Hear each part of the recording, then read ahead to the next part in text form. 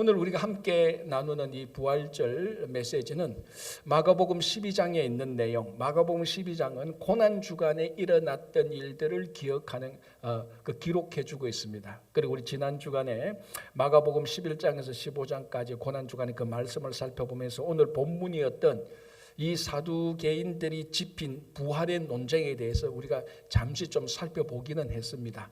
오늘 바로 그 본문을 한 번 더 좀 더 부활절 아침에 고난주간에 일어났던 고난주간의 사두개인들이 짚인 부활의 논쟁, 그러니까 부활절 아침이 아니고 구약의 부활이 아닌 고난주간의 부활에 대하여서 논쟁이 일어났던 그것을 우리가 같이 한번 살펴보면서 참된 부활이 무엇인지, 그리고 부활의 은혜가 여러분 모두에게 함께하기를 바랍니다. 자, 마가복음 12장 18절 첫 부분이 이렇게 되어 있습니다.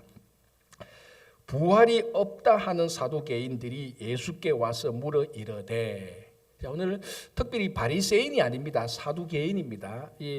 예수님 살아계실 때 양대 종교 당파를 이루는 두 팔을 말하자면 바리새인과 사두개인들인데, 사실은 바리새인들이 절대적으로 더 많죠. 사두개인들은 소수입니다. 소수지만 사두개인들은 정치 종교적인 권력을 쥐고 있었던 사람이기 때문에 숫자는 작더라도 권력을 무시하고 그들의 힘을 무시할 수 없습니다. 오늘 바로 사두개인들, 그런데 이 사람들은 부활을 믿지 않는 사람들입니다.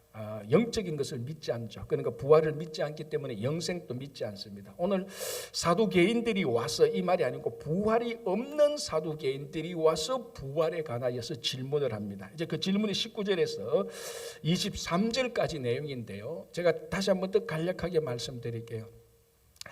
이게 신명기 25장 5절에서 6절에 나오는 내용입니다. 우리가 보통 계약법 또는 계대 결혼법이라고 말하는 그 결혼 제도에 대해서 이 사두개인들이 말을 합니다. 알고 계시지만 간단하게 설명하면 이렇죠. 한 여인이 한 가정에 첫째 장남하고 결혼을 했는데 이 상속자가 없이, 아들이 없이 첫째 아들이 죽었습니다. 자, 그러면 그 당시 계대 결혼법에 의하여서 그 동생이 형수였죠. 원래 형수와 또 결혼을 하는 겁니다. 그래서 상속자를 또 낳는 겁니다.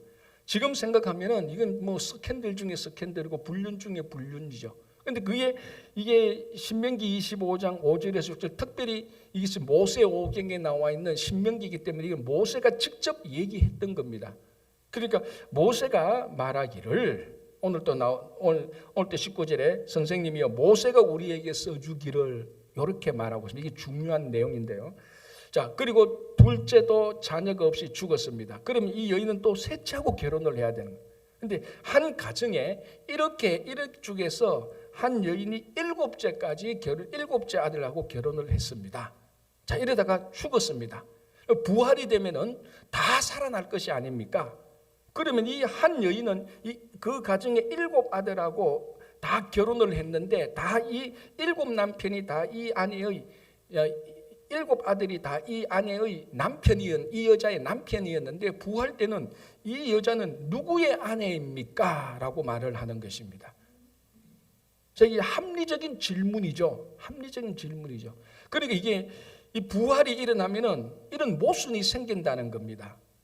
자, 모세가 말했던 계대 결혼법, 우리 이 사두개인들은 구약 성경을 믿는데요, 그 중에 모세 오경만 믿습니다. 다른 거는 안 믿어요. 시편, 예언서, 역사서 하나도 안 믿습니다. 사두개인들이 특별하게 모세 오경만 성경이라고 정경이라고 인정하고 믿는 사람들입니다. 그러니까 이 모세의 권위에 대하여서는 사두개인들은 하나님 못지않게 그 권위를 인정하는 겁니다. 그런데 모세가 우리들에게 말했는데, 결혼은 첫째, 둘째, 셋째, 넷째 이런 식으로 결혼을 한다. 이게는 오류가 없는 겁니다. 그러니까 이건 오류가 없는 게 모세가 말한 계대 결혼법은 완벽한 겁니다. 오류를 인정하지 않습니다, 사두개인들. 그런데 이게 어디서 오류가 생기느냐? 부활 때 오류가 생기는 겁니다. 아니, 부활 때는 그럼 이 여인은 누구의 아내예요? 그럼 부활이 생기면은 일이 해결되는 게 아니고, 이 사두개인들의 논리하면 부활이 생기면은 오히려 모순이 생깁니다. 그래서 이 사두개인들이 주장하는 게 뭐냐면은, 그래서 부활이 없는 겁니다라는 겁니다. 그게 오늘의 논지예요. 이게 모세가 우리에게 계대 결혼법을 말했는데 그게 부활이 생기면은 계대 결혼법이 이루어지지 않습니다. 그런데 모세가 말했는 것은 오류가 없습니다. 그럼 무엇이 오류가 있느냐? 부활이 잘못된 겁니다. 그래서 부활이 없는 겁니다. 성경에 그렇게 되어 있지 않습니까? 그래서 아까 제가 말씀드린 것처럼 이 12장 19절 모세가 우리에게 써주기를, 이게 중요하다는 겁니다. 모세가 우리에게 써준 모세 오경은 한치도 틀림이 없습니다. 그러니까 굉장히 어떻게 말하면 이 사두개인들이 모세 오경에 대한 신뢰, 모세 오경에 대한 성경에 대한 신뢰가 완벽합니다. 이게 완벽하니까 부활이 생기면 모세가 했던 말이 모순이 되니까 모세가 잘못된 게 아니고 부활이 잘못된다는 겁니다. 성경이 말하기를, 성경을 찾아보면 부활이 잘못됐습니다라고 얘기합니다. 부활이 없다는 겁니다. 자, 여기에 대해서 예수님께서 어떻게 대답을 하십니까? 자, 24절. 예수께서 이르시되 너희가 성경도 하나님의 능력도 알지 못함으로 오해함이 아니냐. 그래서 예수님께서 두 가지로 답변을 하는 겁니다. 모세가 말한 성경에 부활이 없다고 너희들이, 아니야, 너희들이 모세가 성경을 오해해서 성경을 너희들이 알지 못하는 거야. 성경을 알지 못하고 하나님의 능력도 알지 못한 거야. 자, 그러면서 25절에 이렇게 말합니다. 사람이 죽은 자 가운데서 살아날 때에는 장가도 아니가고 시집도 아니가고 하늘에 있는 천사들도 같으니라. 자, 26절이 이제 또 중요하죠. 죽은 자가 살아난다는 것을 말할진대 너희가 모세의 책 중, 자, 사두개인들이 모세의 글에 계대 결혼법이 맞는데 부활이 생기면은 이게 모순이 되니까 부활이 없습니다. 이게 성경이 말한 겁니다. 이게 핵심이었죠.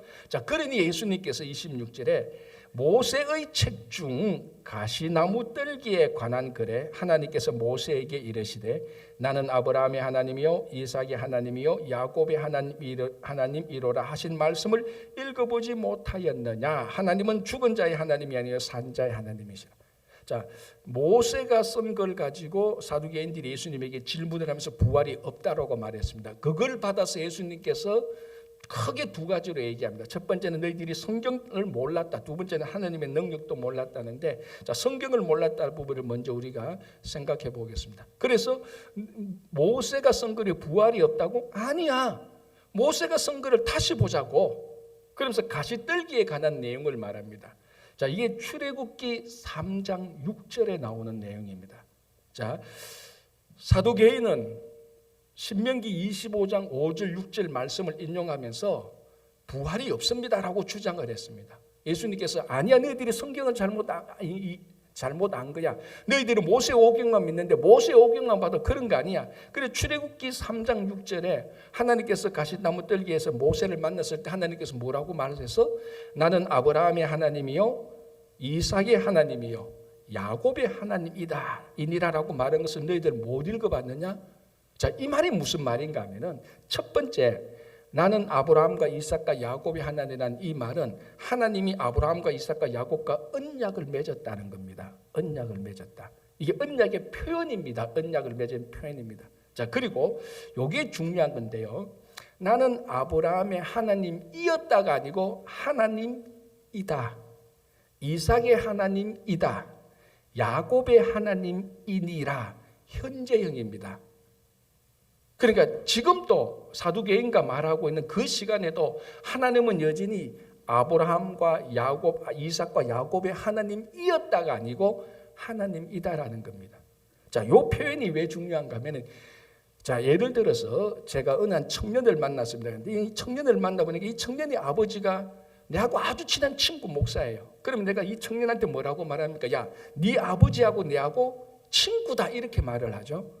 근데 이 아버지가 돌아가셨는데, 내 친구 목사가 돌아가셨는데 먼저 죽었는데 그 아들을 만났다. 내가 뭐라고 말합니까? 그 아들한테 야, 네 아버지하고 나는 친구였다라고 말을 하죠. 왜? 였다란, 야, 네 아버지, 너 아버지가 그 목사님이야? 야, 네 아버지하고 내하고는 아주 친한 친구였어. 친구였어. 이 말은 뭡니까? 아버지가 돌아가셨다는 말. 그래서 살아있다면, 야, 너가 아버지, 그 사람이 너 아버지야? 야, 너 아버지가 그 사람하고 내하고 지금 아주 절친한 친구잖아. 현재형이에요. 그러니까 나는 아브라함의 하나님이다라는 말은 지금 아브라함이 살아있다는 말이에요, 죽었다는 말이에요?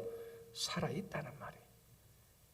이삭이 하나님이다, 현재형으로 말할 때는 이삭이 살아있다는 거예요. 내가 아브라함의 하나님이었다라고 말을 하면 하나님은 죽었다는 말이죠. 미안합니다. 아브라함은 죽었다라는 거죠.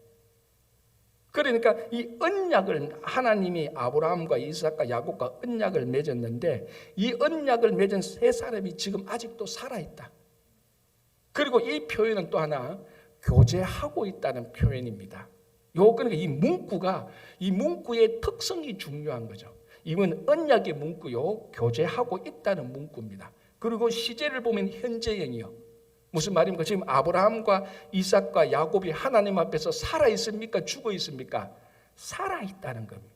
사두개인들이 볼 때는 이미 아브라함과 이삭과 야곱은 천년 이전의 사람인데 다 죽었다고 생각합니다. 죽었기 때문에 다 끝났다라고 생각하지만은 모세가 쓴 거를 다시 보라고. 모세가 쓴 거를 보면은 모세가 있었을 때에도 아브라함과 이삭과 야곱이 죽지 않고 살아 있었어. 그 아브라함과 이삭과 야곱은 지금도 여전히 하나님 앞에서 살아있어.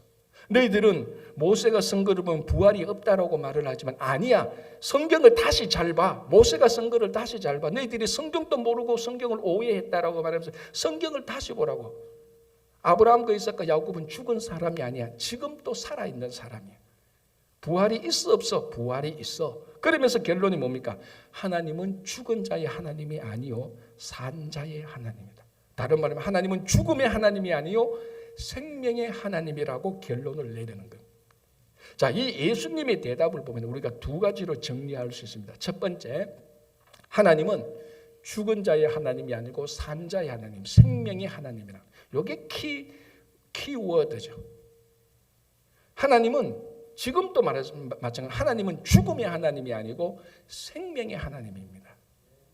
그래서 우리 중세 때 가장 유명했던 신학자 성 어거스틴이 했던 유명한 말이 있지 않습니까? 파리 한 마리가 태양보다 더 귀중한 피조물이라고 말했습니다. 이거 파리 한 마리 이게 어떻게 태양보다 더 귀중합니까? 이유가 있죠. 왜 그런 줄 압니까? 왜냐하면 이 파리 한 마리에는 생명이 있기 때문이다. 그렇게 말을 했어요. 그러니까 이 어거스틴이 하나님을 보는 관점이 뭔가 하면 생명의 하나님, 산자의 하나님으로 보는 겁니다. 생명을 보니 태양 무생물보다 살아있는 생물 파리 하나가 더 중요하고 더 고결하다는 것이. 오늘 예수님께서 말씀하신 것처럼 하나님은 그 하나님의 본질의 속성이죠. 하나님의 원래 속성은 죽은 자, 죽음의 하나님이 아니고 생명의 하나님입니다. 그래서 하나님께서는 가장 중요하게 여기는 것이 생명이다. 가장 중요한 것이 생명을 여기는데 우리 같이 죽은 사람을 가장 중요하게 여긴 생명을 가장 중요하게 여긴 하나님께서 우리 죽음을 그냥 놓아둘 것 같으냐? 반드시 다시 부활케 하신다는 거예요. 그 1956년 10월 달에 우리가 잘 아는 제2차 중동 전쟁이 벌어집니다. 그때는 이스라엘하고 이집트하고 전쟁이 붙죠. 그때는 이스라엘은 아직까지 지금처럼 힘이 있는 강국이 아니었습니다. 막 이제 1948년에 이스라엘이 정착해가지고 그 아랍 중동하고 막 싸우고 전쟁하고 막 그때에 제1차 중동 전쟁 끝내고 2차 중동 끝낼 때 그때 이집트 그 당시 1950년대 이집트는 굉장히 파워가 있었습니다. 그 제2차 중동 전쟁 하기 하루 전날 이스라엘이 있는 모든 백성에게 외출 금지령을 내립니다. 이제 곧 전쟁을 하니까 외출 금지령을 내립니다. 자, 지금도 그 팔레스타인 자치국에는 그 아랍 사람들, 중동 아랍 사람들이 살고 있지 않습니까? 모슬렘 아랍 사람들이 살고 있는데 그때에 일단의 어떤 그룹의 아랍 사람들이 그 외출 금지령을 들었는지 안 들었는지는 모르겠지만 그날 아침에 외출 금지령이 내는 그날 아침에 일하러 나갔습니다. 그러니까 이스라엘 군사들이 외출 금지령을 어기고 일하러 나가는 아랍 사람들을 사살해 버렸습니다. 49명이 그 자리에서 죽어버렸어요. 이게 이제 문제가 되어서 나중에 군대 재판이 회부됩니다. 회부될 때 이 군인들이 말합니다. 이스라엘 군인들이 우리들은 잘못이 없다. 우리들은 군 상부에서 내린 명령, 외출 금지하는 사람에게 발표돼 줬다는 그 명령에 따랐을 뿐이다. 그래서 그 명령에 따라서 49명을 죽였다. 우린 잘못이 없다라고 이렇게 말을 했습니다. 이건 군인으로서 충분히 말할 수 있는 것이죠. 그런데 이 군대 재판부에서 아주 예외적인 판결을 내립니다. 그게 뭐냐면은 비록 군대가 그렇게 명령을 내렸고 너희들이 그 명령에 순종했지만 그럼에도 불구하고 49명의 생명을 죽이는 것은 잘못됐다. 당신들은 유죄다라고 판결을 내렸습니다. 굉장히 이례적인 생각해 볼 판례입니다. 왜냐하면 지금도 사실 극단의 소수의 이스라엘 사람들은 아랍 사람들은 죽어도 좋다, 죽여도 좋다고 생각하는 사람들이 사실 있습니다. 극단의 소수의 사람들.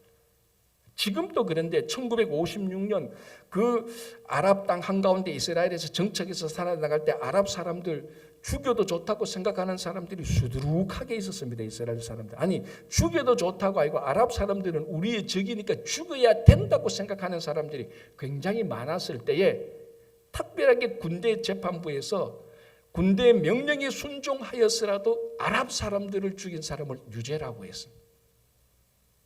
왜? 가장 큰 명령인 생명을 너희들이 죽였기 때문이라고 말합니다.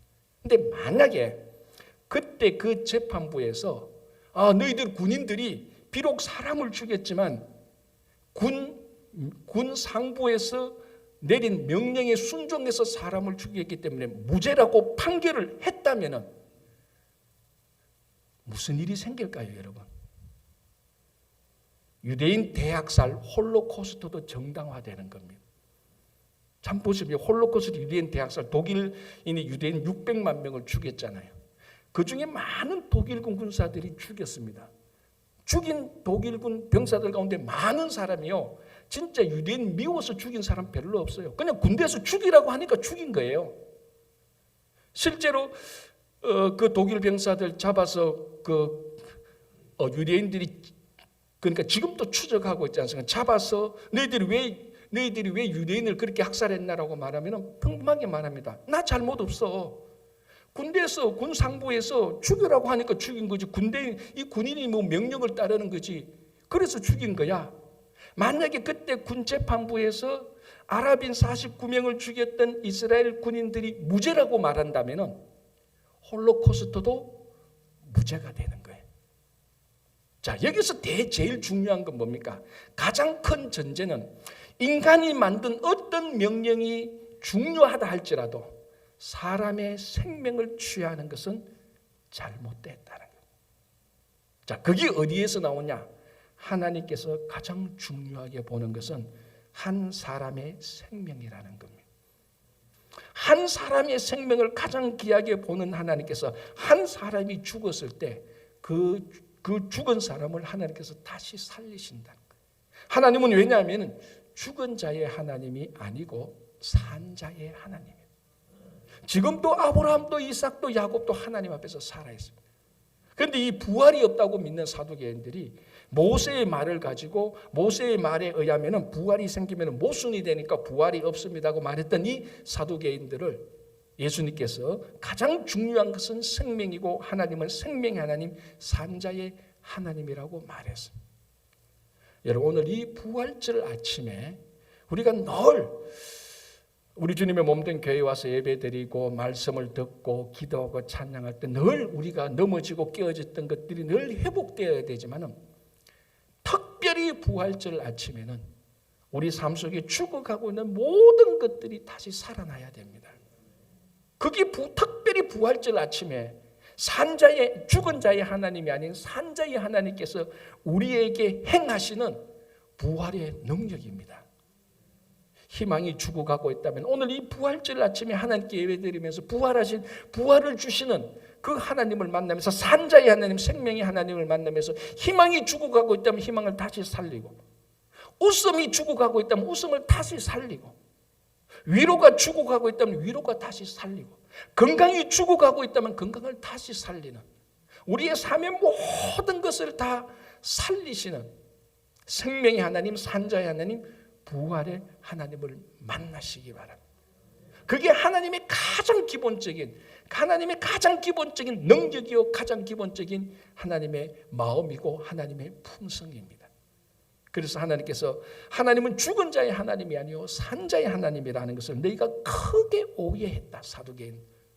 오늘날도 우리가 이렇게 오해할 수 있는, 그냥 형식적으로 주일날 되니까 교회 오고, 내가 어릴 때부터 예수 믿었으니까 교회 오고, 산자의 하나님, 생명의 하나님을 잊어버리고 있다면 오늘 예수님께서 말씀하시는 산자의 하나님, 생명의 하나님, 부활의 하나님을 오해하지 마시기 바랍니다.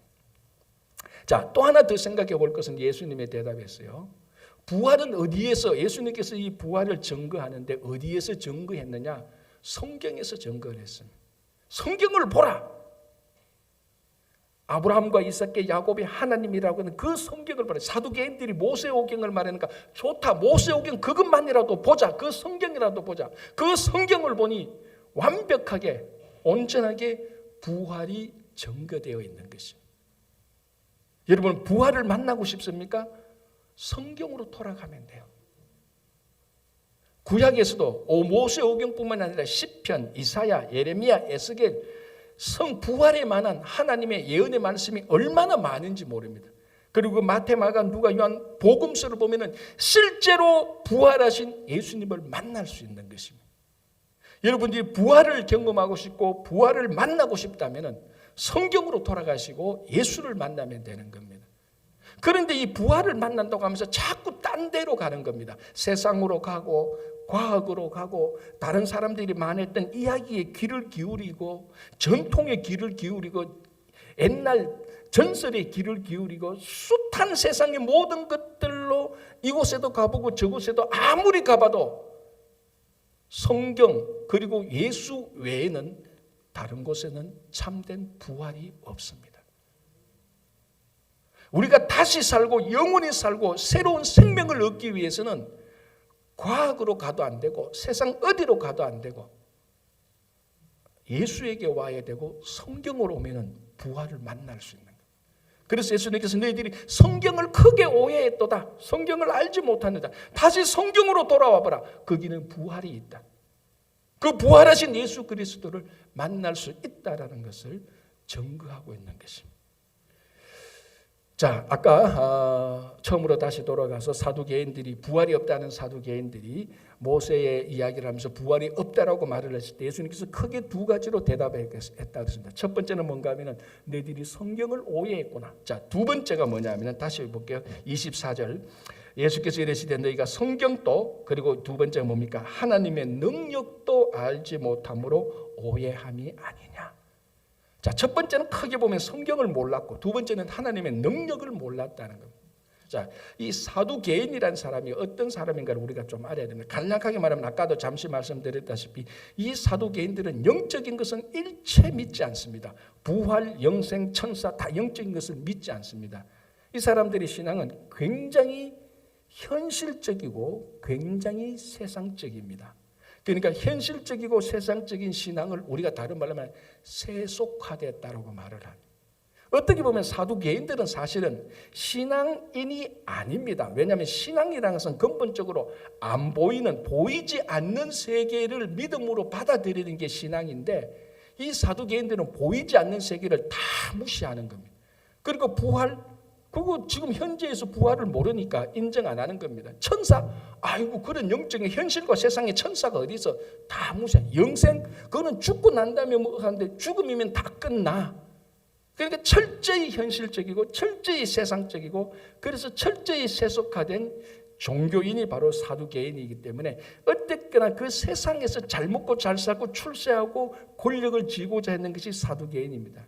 그러니까 가장 어떻게 보면 세속화된 가장 로마 권력과 결탁한 정치 종교인이 바로 이 사두개인들입니다. 그래서 아까 처음에 말씀드리겠지만은 사두개인들은 소수의 사람이지만은 현실과 세상을 중요하게 여기기 때문에 로마 권력과 항상 이 종교와 정치가 권력이 항상 결탁한 상황입니다. 그래서 바리새인들은 많지만은 이 사두개인들은 소수지만은 로마와 결탁해서 권력을 쥐고 있었기 때문에 무시할 수 없었던 사람들. 자, 이 사람이 사두개인들인데 이 사람의 특징은 철저히 세속화된 겁니다. 자, 이 세속화된 신앙인들이 가장 받아들이기 어려운 신앙이 뭔가 하면은 그게 바로 부활입니다. 예, 부활은 초현실적인 사건이기 때문에 그렇습니다. 사두개인들은 철저히 현실적인 사람입니다. 그러나 부활은 사두개인들이 믿고 있는 철저히 현실을 뛰어넘는 초현실적인 사건이기 때문에 세상적인 세속적인 사두개인들이 가장 받아들이기 어려운 것이 바로 부활입니다. 이 사람들은 세상과 자연의 눈에 보이는 것만 받아들이는 것 아닙니까? 그런데 부활은 지금 우리한테 있는 게 아닙니다. 부활은 우리가 죽고 난 다음에 미래에 있는 겁니다. 초자연적인, 초현실적인 사건이기도 하지만 초자연적인, 초세상적인 사건이 부활입니다. 그래서 세속적인 사람이 가장 받아들이고 못 믿는 것이 부활입니다. 그래서 세상에 들어가면은 세상 세속적인 것이 우리 안에 들어오면은 우리 안의 심령은 부활을 받아들일 수 없습니다. 반대로 말하면은 부활이 있는 곳에는 절대로 세속적인 신앙이 싹 틀 수가 없는 거죠. 세속적인 것과 부활은 언제나 반대로 존재하는 것입니다. 그래서 당신이 세속적인 사람입니까? 그럼 당신은 부활을 믿지 않는 사람입니다. 여러분들이 부활을 믿습니까? 그러면 여러분들은 결코 세속적인 사람이 될 수가 없습니다. 자, 여러분, 우리가 신약 성경을 보면은 많은 교회들이 나옵니다. 자, 성경 퀴즈. 성경에 나오는 교회 가운데 가장 타락하고 세속적인 교회가 어느 교회겠습니까? 그게 바로 고린도 교회의 사실은 쭉 읽어보면은 이게 교회인지 타락한 어떤 서클인지 헷갈릴 정도로 고린도 교회는 부패하고 세속적이었어요. 자, 가장 첫 번째로 보면 고린도 교회 문제를 보면 고린도 교회의 첫 번째 문제가 뭡니까? 당파적이잖아요. 나는 바울파, 아볼로파, 게바파, 그리스도파. 세속적인 분열이 그대로 고린도 교회에 들어옵니다. 세상의 그 분열적인 것이 그대로 교회에 들어서 고린도 교회가 막 당 짓는 것이 일상적인 삶이야. 여기 첫 번째. 두 번째는 뭡니까? 고린도 교회의 음행 문제. 오죽 바울이 한탄스러웠으면 뭐라고 말합니까? 그 가운데 어떤 사건이 있었는가 하면 한 아들이 아버지와 아내와 간음한 사건이 있었습니다.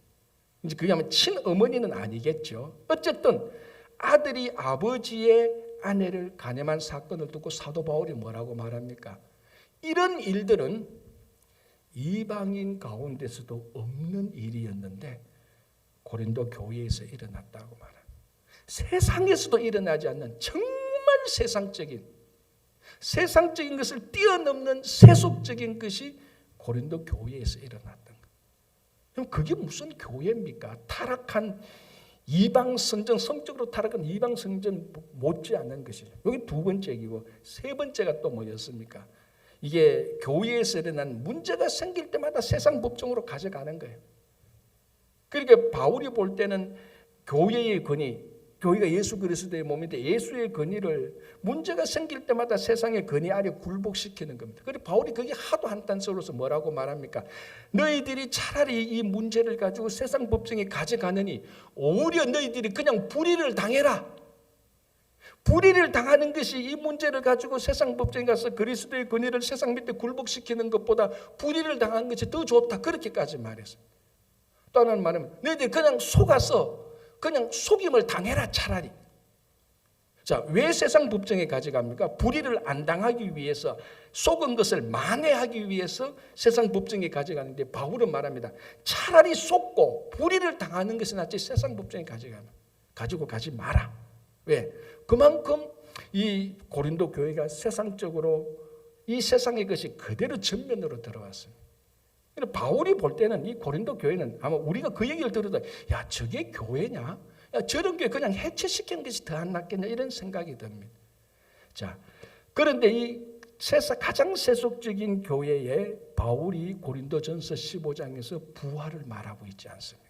자, 고린도전서 15장 19절이 이렇게 말하고 있습니다. 읽으게. 부활을 말하고 있는 그 내용 가운데 나오는 건데요.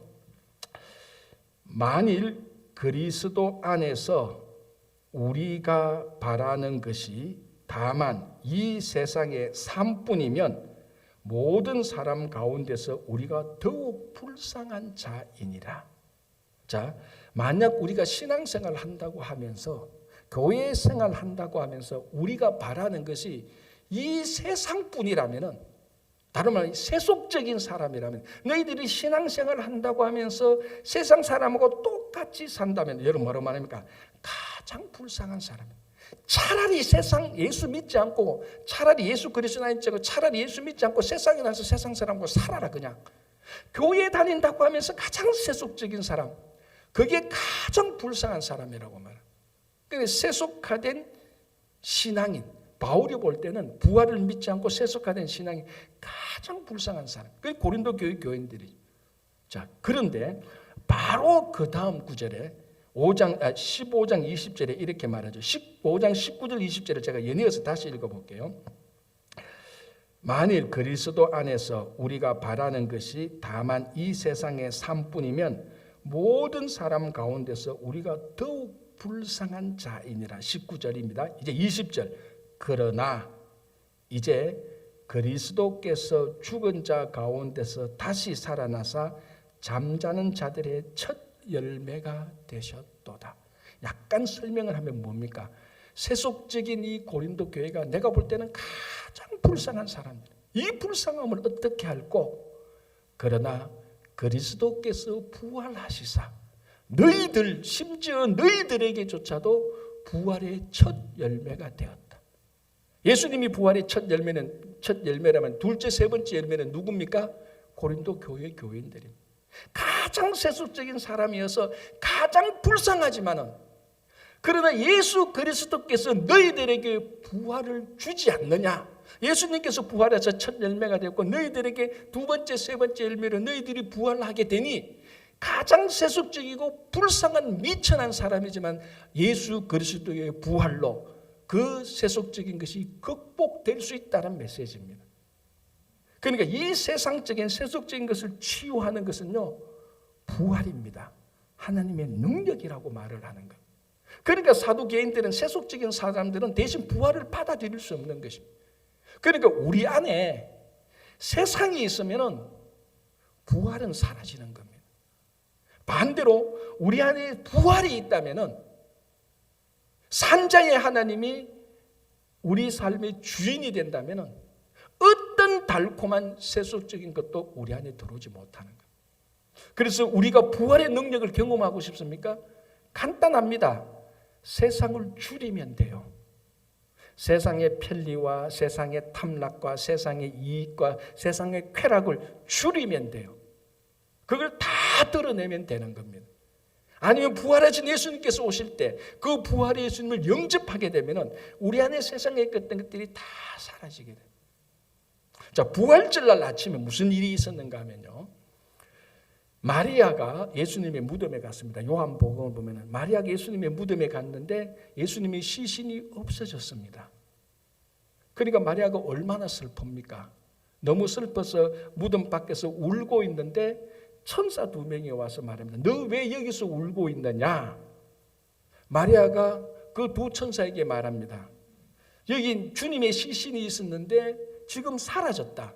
혹시 당신들이 가져갔으면 어디에 두었는지 알려달라고 말합니다. 천사가 와도 마리아는 천사인 줄 모르는 겁니다. 예수님이 죽은 시신에 관심이 있으니까 거기에 막 너무 집중해 버렸습니다. 자, 이렇게 천사하고 대화할 때 그 뒤에 누가 있었습니까? 요한복음 아니죠. 그 뒤에 부활하신 주님이 있었습니다. 그래서 그 뒤에서 또 예수님께서 말씀하시니까 뒤를 돌아보고 예수님을 보고 무엇으로 착각했습니까? 동산지기인 줄 알았습니다. 부활하신 예수님이 자기에게 나타났는데 동산을 지키는 사람인 줄 알고 당신이 시신을 가져갔습니까? 당신은 누구의 시신을 가져갔는지 내게 좀 알려. 당신이 동산지기 아닙니까? 라고. 자, 이 마리아의 상태를 보십시오. 지금 세상에 확 빠져 있지 않습니까? 예수님의 무덤에서 산자를 찾으러 오는 게 아니고 죽은 시신을 찾으러 왔습니다. 부활절 아침에. 그래서 우리가 다른 복음서를 보면 천사가 뭐라고 말합니까? 왜 살아있는 자를 무덤에서 찾느냐라고 질책과 같은 말을 하는. 지금 사실은요, 부활절 아침에 아무도 산자를 찾으러 온 사람은 없었습니다. 사실 다 그 무덤가에 와서 죽은 예수님의 시신을 찾으러 왔지. 마리아도 똑같았습니다. 죽은 시신을 찾으러 왔습니다. 그리고 부활하신 예수님이 나타났는데 동산직인 줄 압니다. 부활을 모르는 겁니다. 부활을 만나지 못합니다. 왜? 세상에 홀딱 빠져 있어요. 동산지기로 보고, 주 부활을 만나도 동산지기로 보고, 천사가 대화를 나누어도 천사인 줄 모르고 예수님의 시신, 죽은 시신에만 관심이 있습니다. 부활하신 주님을 못 만납니다. 모릅니다. 못 알아봅니다. 언제 알아봅니까? 부활하신 예수님이 마리아에게 뭐라고 말합니까? 한마디에 마리아야. 자, 여러분, 한 사람이 다른 사람의 이름을 불러준다는 것은 사실은 놀라운 일입니다. 이름을 불러준다는 것은 너와 내가 관계를 맺자는 겁니다.